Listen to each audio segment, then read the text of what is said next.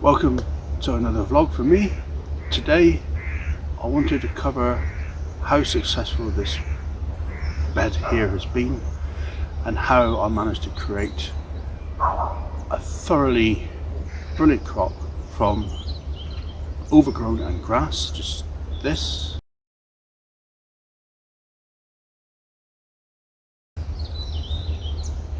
ending up with a crop like this. And this is just a show of how it is done and how you can replicate the same results on your plots in your area, and hopefully grow some great crops for next year. So just to start this video, I wanted to show you the crop that I actually had at the end so that it can entice you to realise how good a success this was, and all starting from this weedy mess. There's couch grass, bindweed and lots of other nasties in here, very established and sure to be a test to follow. I wanted to make my own compost in situ using only the materials I had around me, and I wanted to do it with minimal equipment because I wanted to test to see if I could do it start from a weedy plot, making my own compost, producing my own food. And the only way to do it is to try it in reality, and here we are. The only thing I've gained is wood chips for the paths, which I've laid down, which are readily available, lucky me.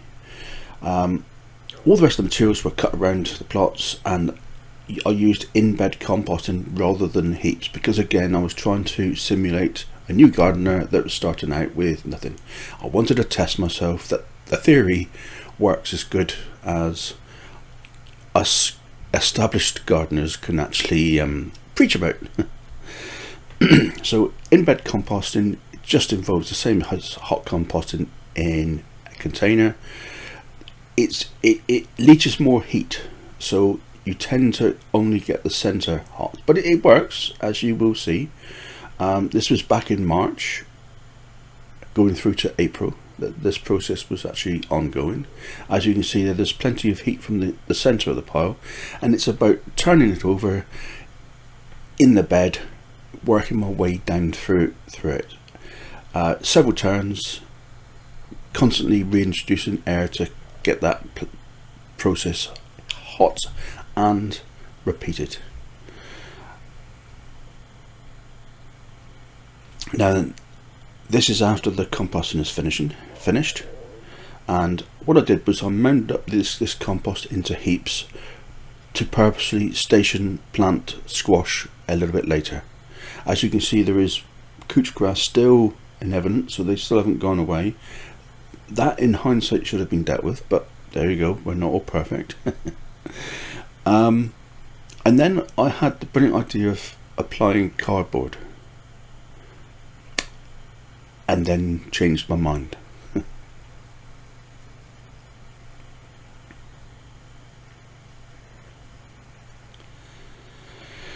So I put the cardboard on the bed next to it, which didn't have as much weed pressure, and then applied a membrane across the bed to hold in the couch grass, but still be allowed to station plant the squash, which, as you can see, definitely worked. This is late summer. They only ever had one watering through the entire drought that we had here, and as you can see, it worked brilliantly. Plenty of growth. This is just showing you a pause and record of the actual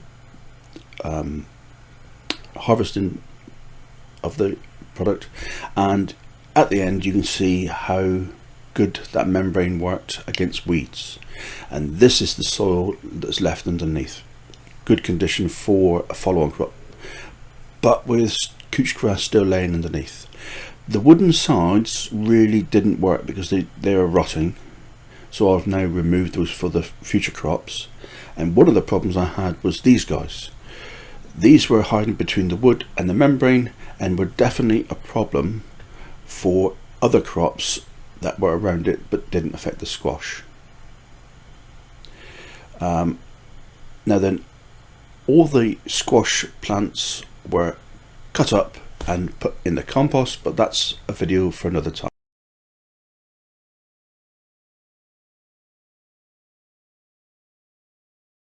So here we are on a bed that I've now completely got rid of all the squashes. As you will see in this clip, it's been a brilliant harvest. So it's elephant garlic planting time. As you will notice, these have got roots on because I had my eye on these, using them as seed garlic because they're in an area that hasn't got white rot, and I've taken them up a little bit too late and they've started growing. Well, that's not a problem, just going to make sure you plant the roots like normal. That there is a monobulb. It's a elephant garlic that hasn't split from last year, and so it's still got a lot of its growing potential. Absolutely fine to plant. In fact, this is supposed to be the king elephant garlic because it's got all its energy to put into a nice big plant for next year. So all you do is tease the wood roots down, get them down nice and low, and away he goes. I'm not covering them up only because I'll lose where I am. So I'll do that at the end.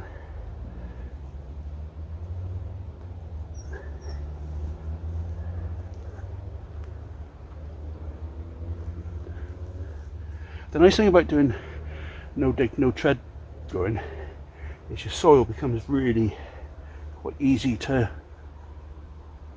get down among. This is only a very new plot, so it's early days yet, but this will carry on and it will be so easy to grow in, it's unbelievable. There we are. So now we'll just cover them up.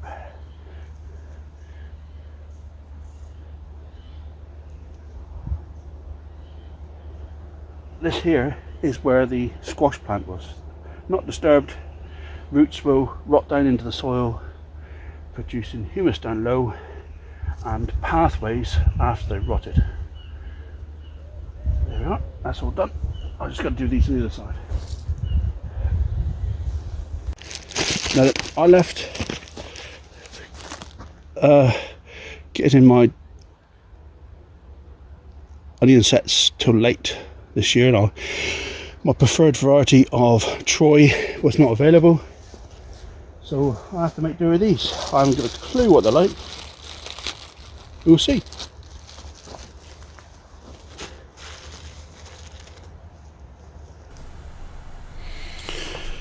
So something I want to draw attention to is how easy it is to plant the sets. I know this isn't the hardest job in the world. People use dibbers and all sorts of different tactics to plant them, but it's my no dig, no tread beds are so soft and easy to work with because of the effect of not stamping all over them has.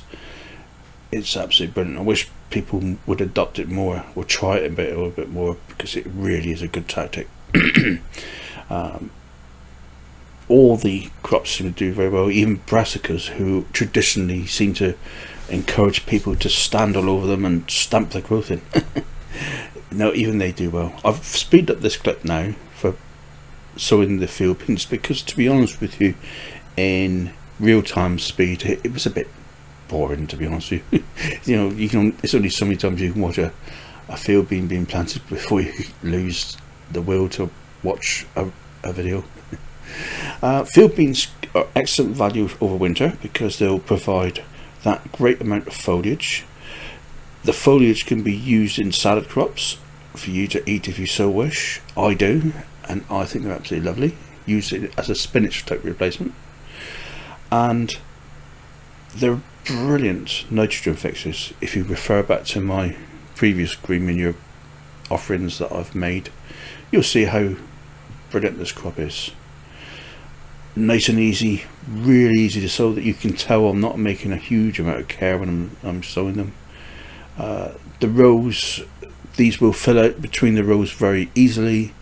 This will become a bed of dense foliage. Perfect. And then this is a brilliant way of reusing the compost that's already there. The nitrogen will be added, and then what I'll do is I'll sow cabbages in, I suppose, about April time. Not so, plant out cabbages directly into this bed with no fertiliser, no additional compost, just using the nitrogen that's fixed by these plants, and the old compost obviously providing a bit of fertility as well. Hopefully you'll be able to watch my series. Just something I will note, what I've just picked out there, is that couch grass roots. I have suffered with couch grass, something chronic, and even though I've worked over this bed quite a lot, you can see look at this bit, big long bits still in there.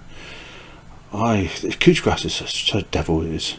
And this had cardboard and compost over, and you can just tell that couch grass really couldn't care less about cardboard. It's not good enough to deal with couch grass or bindweed. Anyway, that's an aside. Anyway, thanks a lot for watching. If you have any questions, ask them in the questions below. Thank you very much for watching, and I look forward to seeing you on the next one. Thanks a lot. Bye bye.